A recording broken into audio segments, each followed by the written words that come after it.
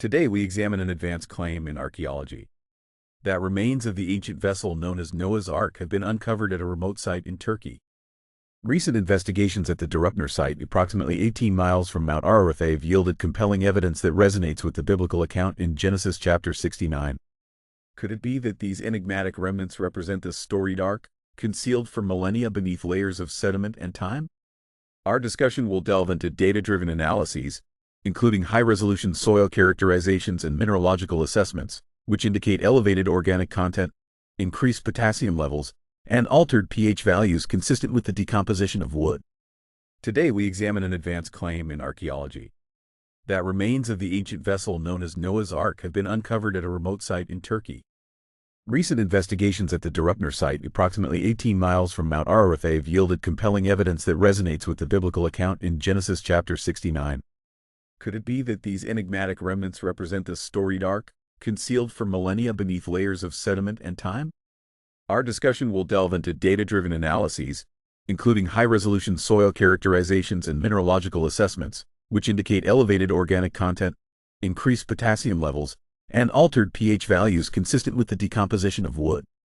Archaeologists have performed rigorous analyses at the Durupner site, where a naturally occurring, boat-shaped sedimentary formation has drawn attention due to its striking resemblance to the biblical description of Noah's Ark.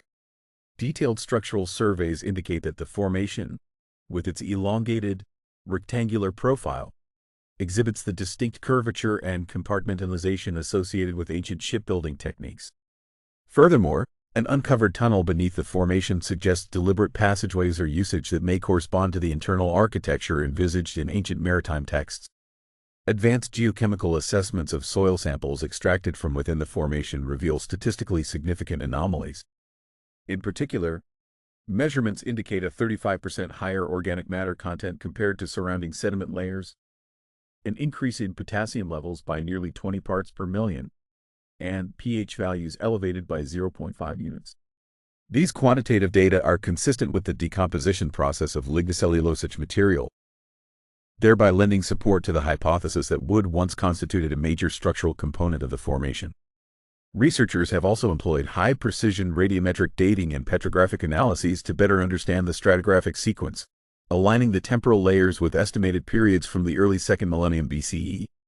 Such findings offer an objective benchmark against the chronological framework provided in the Genesis narrative. In parallel, the biblical specifications of the ark as described in Genesis, including dimensions of approximately 300 cubits in length, 50 cubits in width, and 30 cubits in height, prove a remarkable point of comparison. When subjected to scaling algorithms, the measurements of the Durupner structure present close dimensional parallels, prompting further inquiry into whether these structural congruencies are coincidental or indicative of a historical reality. Critical evaluation of alternative hypotheses, including geomorphological processes and natural sediment deposition, has been performed through multivariate statistical models. Yet many experimental outcomes still correlate strongly with the expected material degradation patterns of timber. The consolidation of archaeological, geochemical, and structural evidence has inspired debate among experts. While some scholars posit that the formation is a natural phenomenon misinterpreted as man-made, the convergence of ratios, compound analysis, and the comparative study of ancient texts offers a compelling argument for considering its artificial origin.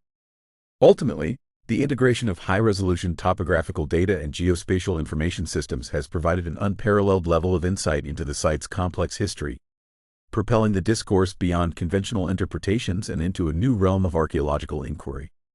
These findings, supported by rigorous metrics and field validation, challenge established paradigms in archaeology and biblical studies. In summary, the physical evidence and advanced geochemical data from the Durupner site provide compelling, quantifiable parallels with the Viking dimensions of the biblical Noah's Ark. The convergence of elevated organic matter, anomalous potassium levels, and consistent pH shifts strengthens the proposition that the structure once harbored significant wooden material. Although critics argue that natural geomorphological processes could produce similar formations, the integration of high-resolution topographical surveys and statistical validation of soil anomalies makes a persuasive case for an anthropogenic origin. This multidisciplinary approach, juxtaposing scriptural dimensions against data-driven analyses, calls for further exploration and debate among experts. As we reflect on these findings and their potential implications for biblical archaeology, we encourage viewers to remain engaged and thoughtful. Subscribe to my channel for continued, rigorous examinations of archaeological breakthroughs and scholarly insights into our ancient past.